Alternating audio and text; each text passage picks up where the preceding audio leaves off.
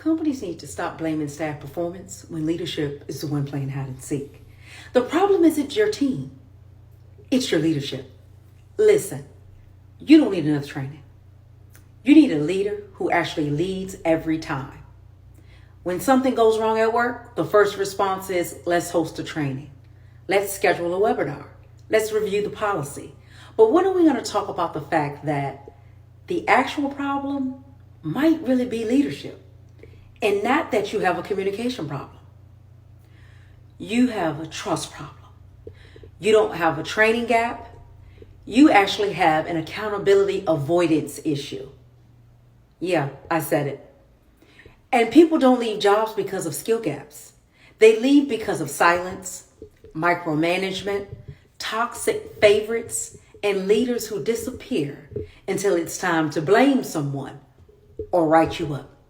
So if you want a better culture, start with better leadership, not another slide deck, and not another lunch and learn, because no amount of training is going to fix a leader who lacks vision, who can't manage conflict, who micromanages, or hides behind the title instead of earning it.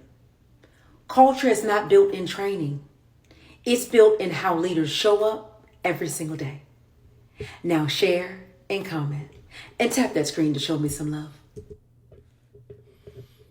Well, first thing that I'll say is most organizations don't have many leaders. They may have managers, they may have supervisors, they may have coordinators, they may have leads, and in some cases, they may also have directors, VPs, and presidents, a bunch of titles. But most organizations don't have leaders. A leader is quite unique, and a leader possesses a lot of the qualities that she just mentioned. One in particular is vision, and another is communication, right? And I think that most companies, most people aren't great leaders. We have a few of them. But we do have people that are in leadership positions. And again, they are managers and supervisors and coordinators and leads and even directors and VPs and whatnot. So, and do we have bad managers, bad supervisors, bad directors, bad VPs? Absolutely. Absolutely we do. We do have bad leaders. And unfortunately, that's not something that you can control, is whether you have a bad leader or not. But a bad leader doesn't control your actions. You can still be successful with a bad leader. You can still protect your career with a bad leader. And you can still grow despite all the challenges associated with a bad leader or bad manager. You can still grow your career despite all of those challenges. The bad manager will present some obstacles and roadblocks that you have to learn how to navigate. But I would say that you need to try to make sure you stay strategic, focus on your professional growth and your goals in order to be successful. It's tough. It's tough overcoming a bad manager or a bad leader.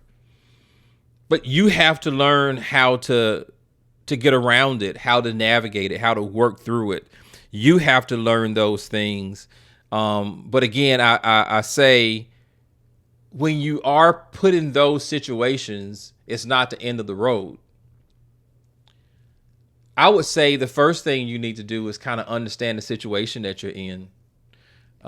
Every bad leader or bad manager doesn't operate the same. As she mentioned, some lack vision, got it. Some micromanage, got it, right? Some show favoritism, got it. Some fail to communicate well, got it, right? It's a whole list of things that these poor leaders or managers possess.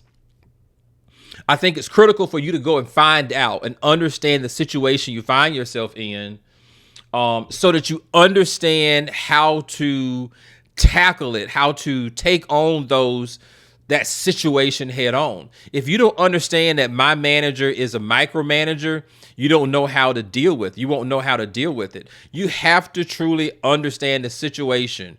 And then once you do that, you have to focus on the things that you can control. You can control yourself. You can control how you handle those deficiencies. You can control how you step up to support your manager that has those deficiencies. So you can step in and help those poor managers be better.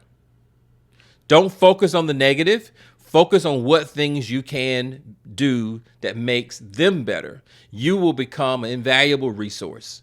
They will lean on you for everything. They will depend on you. They will seek your guidance, right? So understand the situation and then focus on those aspects, those things that you can control.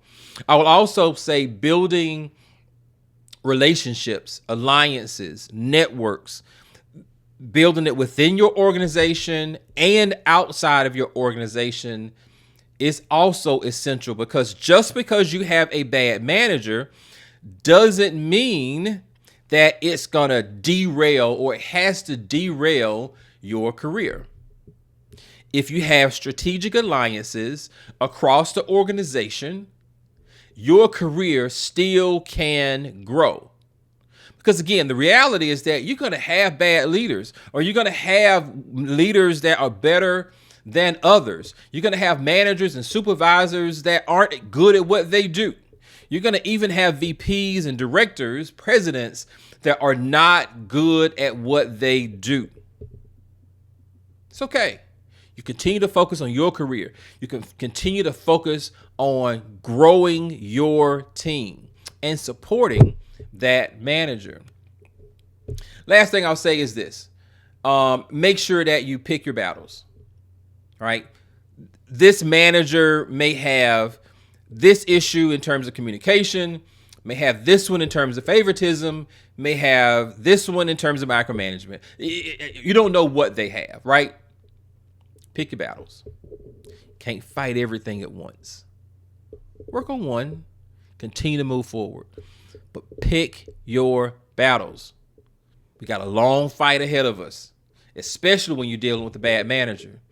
The good part is that in most cases, particularly in corporate America, that bad manager is not going to be there forever. That bad manager will eventually leave, or you'll leave. So continue to focus on your career. Pick your battles. Build your alliances. And help your manager be better. You do that, you'll be better. You'll be more successful. Cool? All right, guys. Let me know how you deal with bad leadership, bad management. Love to hear it. Thanks a bunch.